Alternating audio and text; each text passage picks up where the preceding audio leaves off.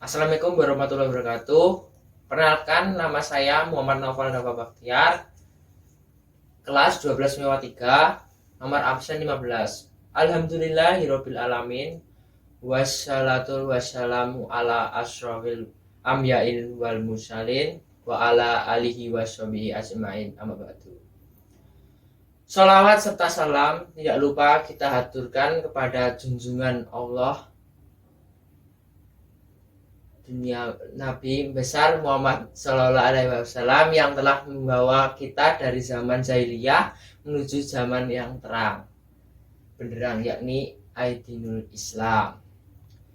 Yang saya hormati Bapak Ibu guru dan yang saya hormati pula teman-teman sekalian yang insya Allah dirahmati oleh Allah SWT.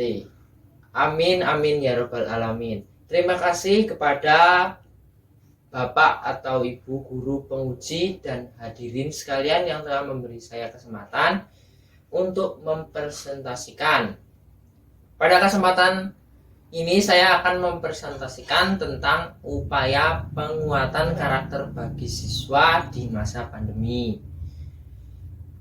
Dunia telah dilanda problema yang sangat mengejutkan dengan menyebarnya pandemi sebutan COVID-19. Penyebaran pandemi COVID-19 di samping menjadi penyebab angka kematian yang fantastis. Bahkan sampai tenaga medis yang seharusnya menangani merawat orang-orang yang terdampar virus justru menjadi korban meninggal. Hal ini yang menjadi problema atau permasalahan yang harus dihadapi oleh dunia saat ini untuk melakukan berbagai kebijakan termasuk di negara Indonesia sendiri. Pada masa pandemi COVID-19, pemerintahan mengeluarkan kebijakan tentang bagaimana pelaksanaan pembelajaran daring atau luring dalam Kamus Besar Indonesia dalam komputer atau internet. Pembelajaran daring dilaksanakan sebagai langkah tepat untuk mencegah dan menekankan penularan COVID-19. Peserta didik tidak akan ketinggalan pelajaran sebagaimana yang telah direncanakan dalam kurikulum selama 1 tahun ajaran. Walaupun pemerintahan sudah mengeluarkan kebijakan new normal yang tujuannya adalah menghidupkan kembali sektor perekonomian yang sudah kurang lebih 3 bulan lumpuh akibat dampak COVID-19. Akan tetapi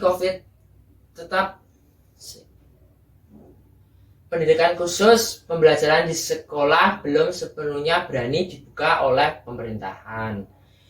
Hal ini dikarenakan anak usia sekolah adalah anak yang cenderung masih labil dan senang akan berkumpul dengan teman-temannya, sehingga memungkinkan terjadinya penyebaran virus tersebut. Oleh karena itu, pembelajaran yang dilakukan saat ini bersifat daring yang sifatnya jarak jauh sudah barang tentu menjadi tantangan tersendiri bagi guru dalam rangka capaian hasil belajar, terutama dalam usaha pendidikan karakter.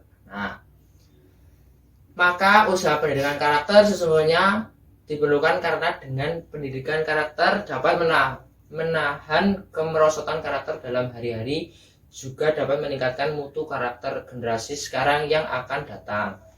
Apapun tujuan dari penulisan artikel ini, untuk mengetahui strategi penguatan pendidikan karakter dalam pembelajaran di masa pandemi, guru dan orang tua harus memiliki tujuan yang sama agar pendidikan yang diharapkan dapat tercapai.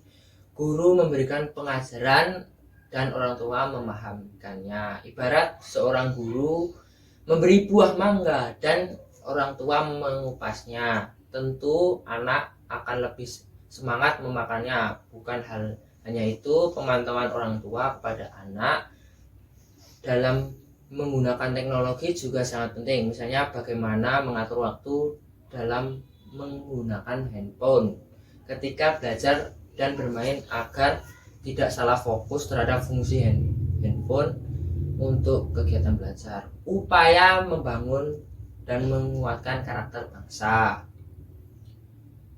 Yang pertama, religius. Sifat religius dapat dilakukan dalam dengan menjadi individu yang patuh dalam melaksanakan ajaran agama, yang dianutnya toleran terhadap pelaksanaan ibadah agama lain, dan hidup rukun dengan pemeluk agama lain.